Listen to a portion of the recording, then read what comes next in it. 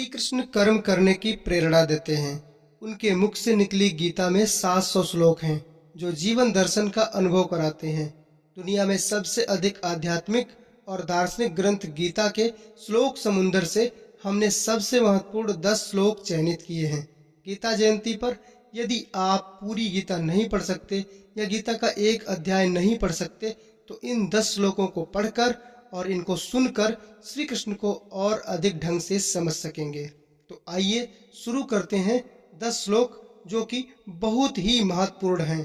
पहला श्लोक है कर्मण्येवाधिकारस्ते मा फलेषु कदाचन मा कर्म फल हेतुर्भूर् मा ते संगोऽस्त्व कर्मणि।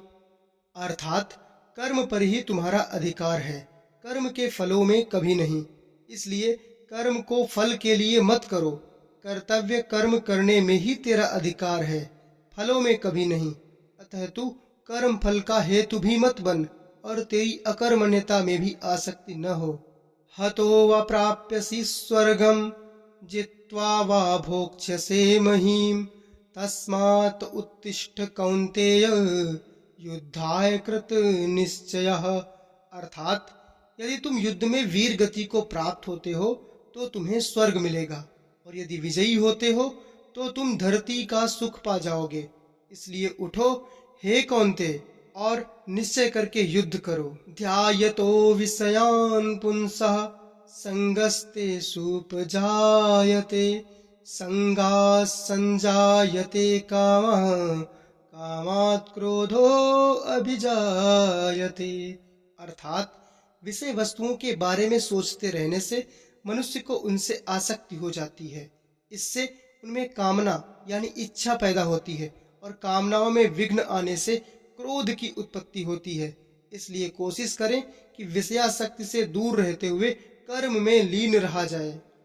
क्रोधात् भवति सम्मोहः सम्मोहात् स्मृति विभ्रमः स्मृतिभ्रंशात् बुद्धिनाशो बुद्धिनाशात् प्रणश्यति।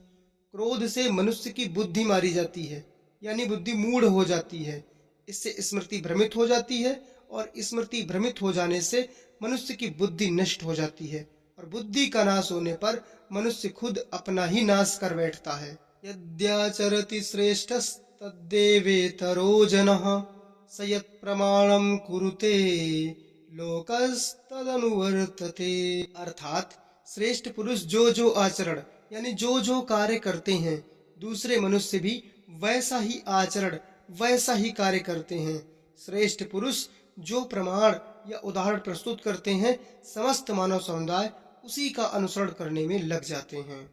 नैनं छिन्दन्ति शस्त्राणि नैनं दहति पावकः न चैनं क्लेदन्त्यापो न शोषयति मारुतः। आत्मा को न शस्त्र काट सकते हैं, न आग उसे जला सकती है, न पानी उसे भिगो सकता है, न हवा उसे सुखा सकती है। यहाँ पर भगवान श्री कृष्ण ने आत्मा के अजर और अमर और शाश्वत होने की बात की है। यदा यदा हि धर्मस्य ग्लानिर्भवति भारत अभ्युत्थानम् अधर्मस्य तदात्मानं सृजाम्यहम्। हे भारत, जब जब धर्म की ग्लानि और उसका क्षय होता है और अधर्म में वृद्धि होती है तब तब मैं श्री कृष्ण धर्म के अभ्युत्थान के लिए स्वयं की रचना करता हूँ अर्थात अवतार लेता हूँ।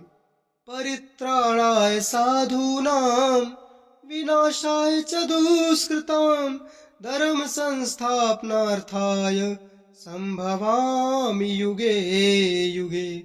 अर्थात सीधे साधे सरल पुरुषों के कल्याण के लिए और दुष्कर्मियों के विनाश के लिए धर्म की स्थापना के लिए मैं युगों युगों में प्रत्येक युग में जन्म लेता आया हूँ।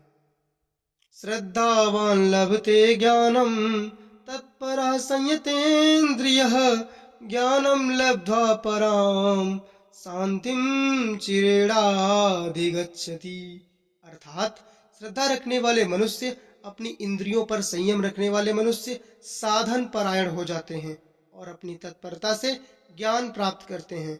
फिर ज्ञान मिल जाने पर जल्द ही परम शांति को प्राप्त होते हैं। सर्वधर्मान् परित्यज्य मामेकं शरणं व्रज अहं त्वा सर्वपापेभ्यो मोक्षयिष्यामि मा शुचः। हे अर्जुन, सभी धर्मों को त्याग कर अर्थात हर आश्रम को त्याग कर केवल मेरी शरण में आओ। मैं तुम्हें सभी पापों से मुक्ति दिला दूंगा। इसलिए शोक ना करो और मेरी भक्ति में खो जाओ। मित्रों, गीता जयंती पर इन 10 श्लोकों को जरूर सुने और हो सके तो गीता का कोई एक अध्याय अवश्य पढ़ें और प्रतिदिन एक श्लोक पढ़ने का संकल्प बनाएं। जय श्री कृष्ण। हरे कृष्णा। जय श्री गीता जी।